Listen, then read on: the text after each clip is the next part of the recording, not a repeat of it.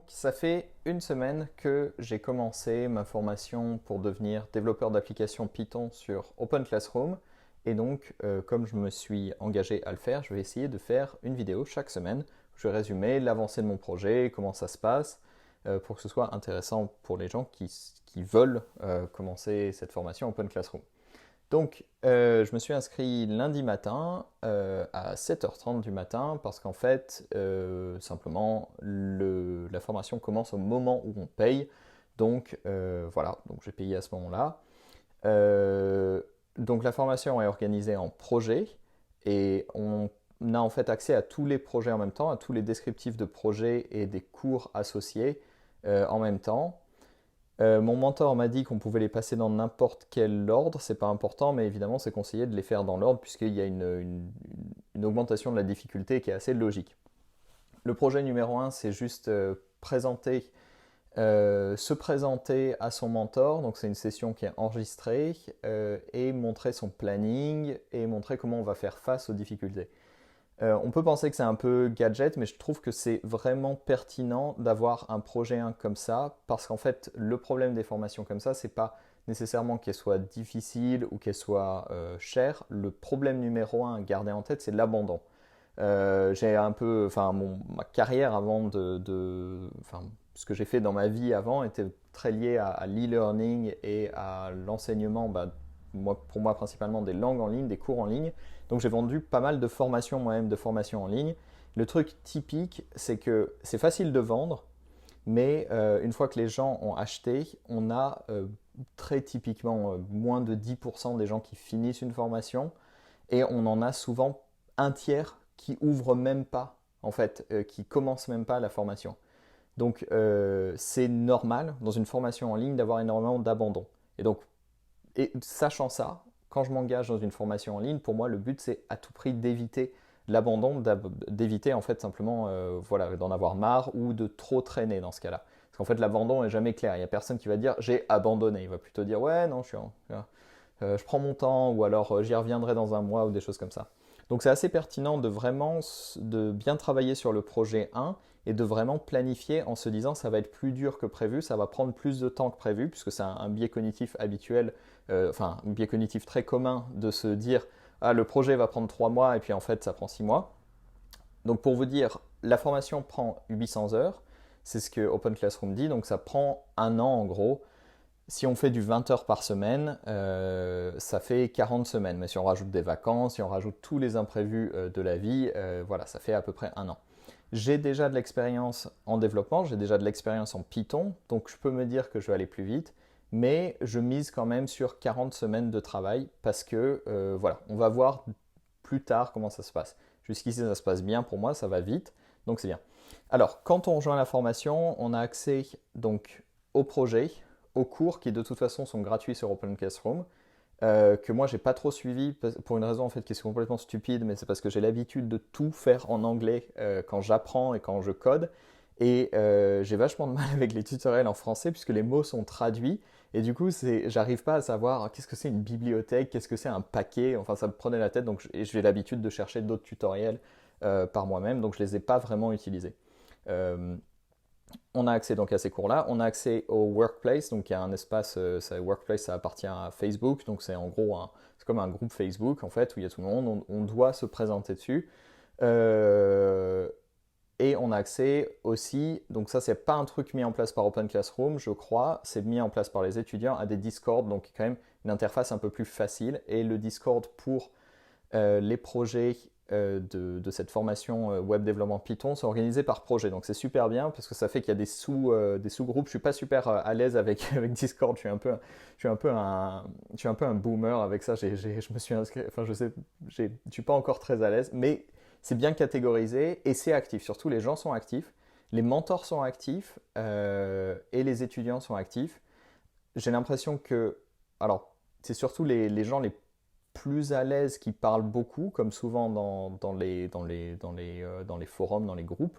Les gens qui sont le plus à l'aise dans les projets parlent le plus, donc on a souvent cette impression qu'en fait on est mauvais ou qu'on est vraiment à la traîne. Donc maintenant, je vais vous parler de mon mentor. rapidement. Je vais pas dire son nom parce que je sais pas. Non. Pour l'instant, on va pas dire qui c'est. Donc, on m'a mis un mentor. Je suis son premier mentee, on appelle ça comme ça, enfin, première personne qui l'encadre. Euh, j'ai déjà vu sur YouTube au moins une autre personne qui disait ça, et j'ai l'impression que ce qui ne m'étonnerait pas, c'est qu'il y ait beaucoup de turnover dans les mentors chez Open Classroom, simplement parce que ça m'étonnerait qu'ils les payent très cher, étant donné que ça coûte 300 euros par mois et qu'ils doivent payer quelqu'un qui est qualifié comme développeur, pas senior, mais qui a de l'expérience, qui sait encadrer les gens, qui est non seulement bon sur la partie technique, mais aussi sur la partie relationnelle et encadrement. Donc une personne comme ça, la payer, on va dire, au moins 4 heures par semaine, puisqu'elle doit faire toutes ces choses-là, en freelance, ça coûte au moins 200 euros par mois à Open Classroom. Donc, à mon avis, ils doivent avoir du mal à trouver des gens vraiment compétents. Enfin, c'est pas que mon mentor est pas compétent, loin de là, mais enfin, je ne le sais pas encore vraiment, mais je pense que les mentors sont. C'est difficile en fait pour Open Classroom de s'y retrouver financièrement, surtout sur les formations sur les formations de développement où les experts, les gens qui connaissent le développement coûtent très cher à l'heure en freelance. Je ne sais pas comment ils se débrouillent en fait, tout simplement. Donc ça ne m'étonnerait pas que les mentors en fait ne trouvent pas leur compte à rester mentor longtemps, à moins que ce soit vraiment par passion pour le truc. Pour vous dire, mon mentor lui-même, donc il a de l'expérience en tech depuis 20-30 ans, quelque chose comme ça. Mais il a fait le même curriculum développeur d'applications Python dans la version précédente l'année dernière. Enfin, il a fini il y a 6 mois.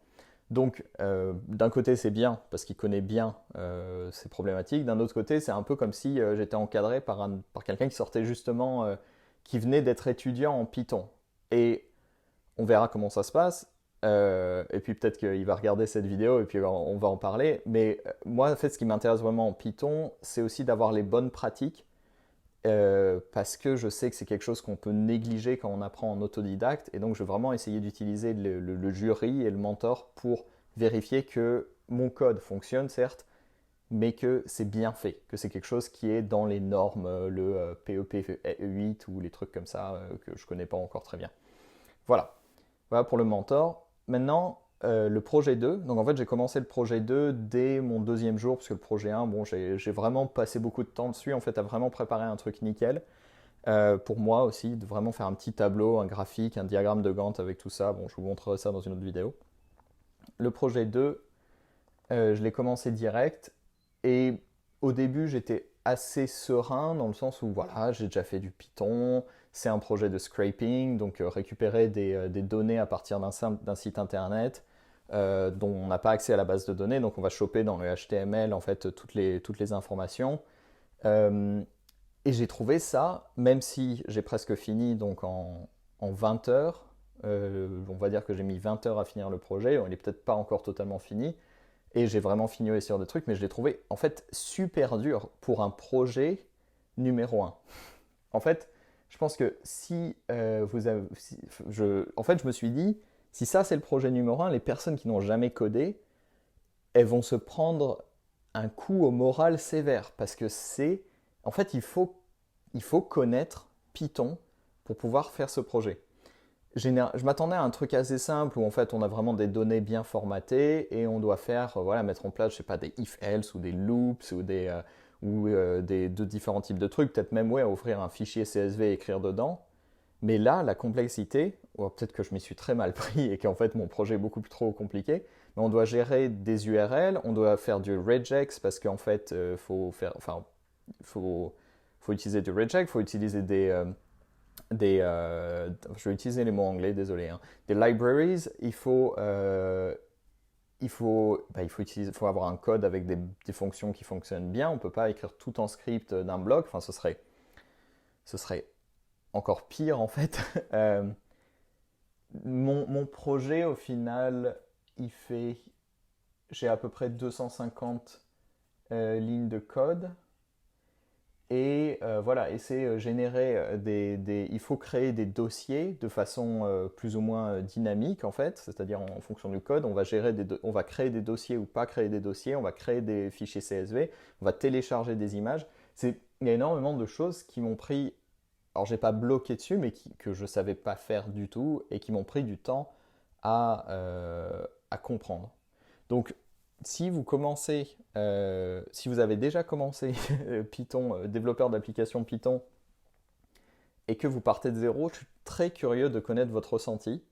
Parce que quand je vois mon niveau, en fait, moi je suis plutôt du genre lent dans l'apprentissage. Ça surprend les gens parce qu'en fait, voilà, une fois que je comprends les choses, je vais vite, mais je suis lent. Et il y a un an, j'aurais pas pu faire ce projet en 50 heures. Alors que je commençais à connaître un peu Python et que j'avais déjà codé en Ruby avant, j'avais fait un peu de JavaScript, enfin je connaissais un peu je savais coder d'une certaine façon, je connaissais bien les bases de la programmation. J'aurais pas pu le faire en 50 heures, je pense qu'il m'aurait fallu, je sais pas, peut-être 70 ou 100 heures pour finir ce projet.